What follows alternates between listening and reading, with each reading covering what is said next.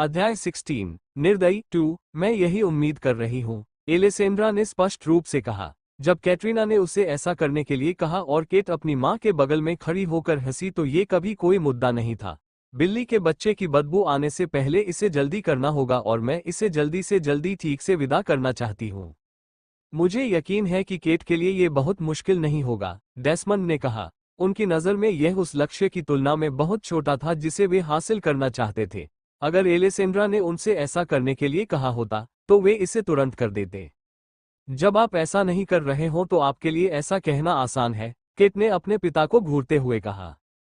Cat ने Alessandra की सजा को टालने के लिए अपनी सबसे अच्छी मुस्कान बिखेरी। मैं तुरंत इस पर काम करूंगी।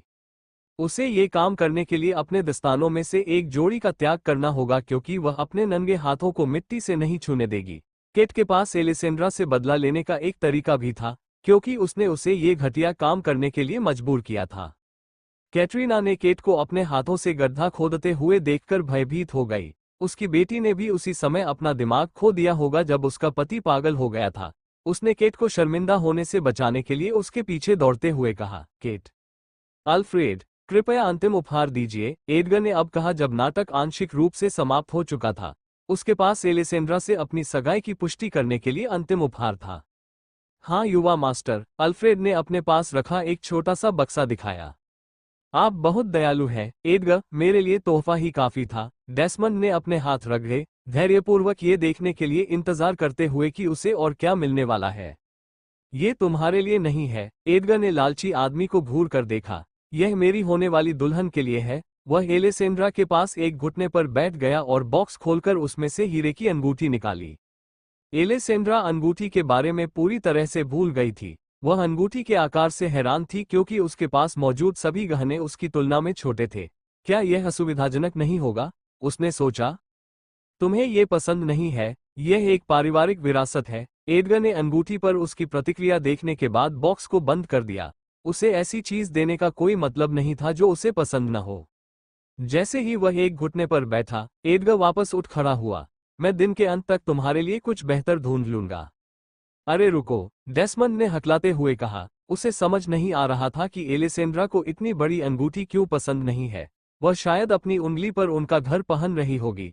उसे सोचने के लिए एक पल दो, ड्यूक एडगर। वह इस बात से हैरान होगी कि यह कितनी बड़ी है, मेरा मतलब है कि यह कितनी शानदार है।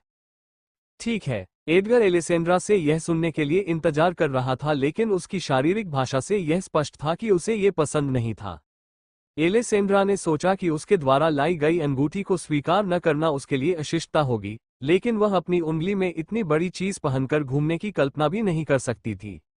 वह ड्यूक के साथ ईमानदार रहना पसंद करती थी और ये देखते हुए कि वह नाराज नहीं दिख रहा था, वह जानती थी कि उसे कोई आपत्ति नहीं होगी। ये बहुत बड़ा है, उसने धीरे से जवाब दिया।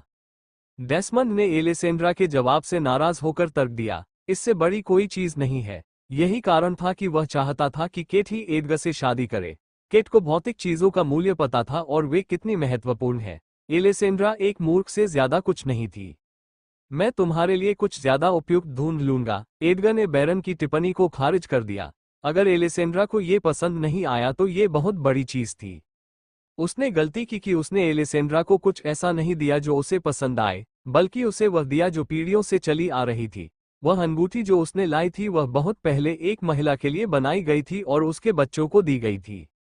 किसी बिंदु पर हमें इस बात पर विचार करना होगा कि जिस महिला के सामने प्रस्ताव रखा जा रहा है, वह अपने लिए बनी अंगूठी चाहेगी न कि किसी और के लिए बनी और पीढ़ी दर पीढ़ी चली आ रही अंगूठी। जब हम फिर मिलेंगे तो मैं वह अंगूठी तुम्हारी उंगली में पहना दूंगा। बैरन, एलेसेंड्रा को उसकी सारी चीजों के साथ 2 दिन के अंदर मेरे साथ रहने के लिए भेज दो। जब तक हमारी शादी नहीं हो जाती, मैं उसके लिए एक अलग बेडरूम रखूंगा और तुम्हें मेरा वचन है कि मैं उसे नहीं छूऊंगा। एलेसेंड्रा को यह सुनकर आश्चर्य हुआ कि वह चाहता था कि वह 2 दिन के भीतर उसके साथ रहने आए। उसने उसके बेडरूम में रहने के दौरान उसके साथ रहने के लिए कहा, लेकिन उसे मना कर दिया गया और अब वह हाँ कह रहा था। वह समझ नहीं पा रही थी कि एडगर क्या सोच रहा था। क्या? डेस्मंड ने अविश्वास में पूछा। एलेसेंड्रा का एडगर के साथ रहना प्लान में नहीं था।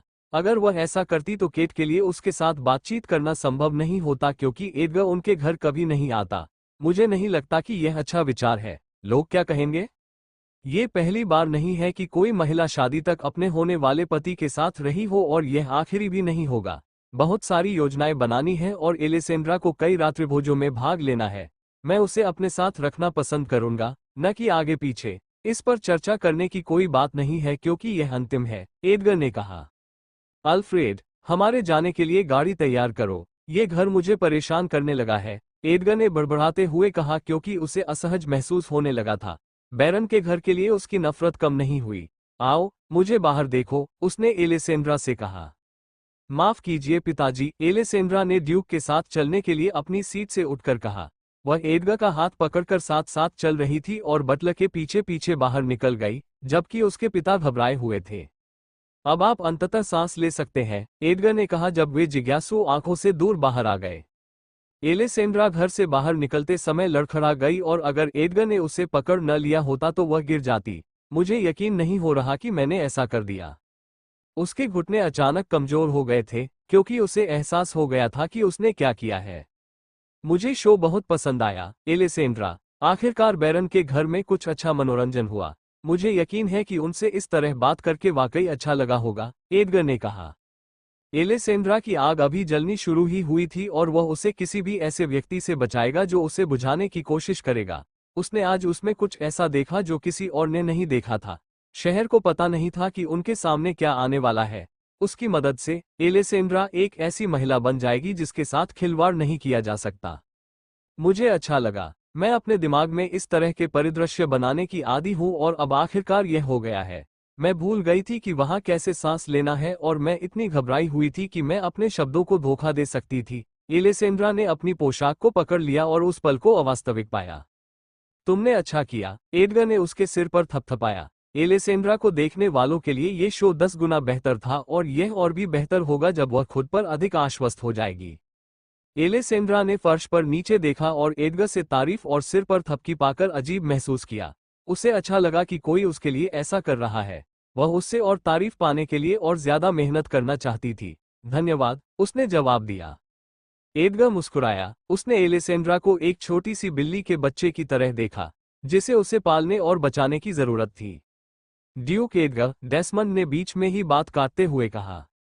एडगर ने अपनी आंखें घुमाई और अपना हाथ एलेसेंड्रा के सिर से हटा लिया। क्या है, बैरन? मैं तुम्हें विदा करने आया हूं क्योंकि तुम मेरे मेहमान थे। कृपया फिर आओ। एलेसेंड्रा, मैं तुम्हारे पिता से कुछ बात करना चाहता हूं। अगली बार तक। एडगर ने उसका दाहिना हाथ उठाया और उसके पीछे चूमा। ठीक है, एलेसेंड्रा ने जवाब दिया और दोनों लोगों को कुछ गोपनीयता देने के लिए वहां से चली गई। जब वह अपने पिता के पास से गुजरी तो उसने देखा कि एडगर से अकेले में बात करने में वह कितना घबरा गया था। परेशान मत हो, बैरन। मैं तुमसे शालीनता से बात करना चाहता हूं। पास आओ, एडगर ने उसे ऐसा करने का इशारा किया। पास आओ, बैरन।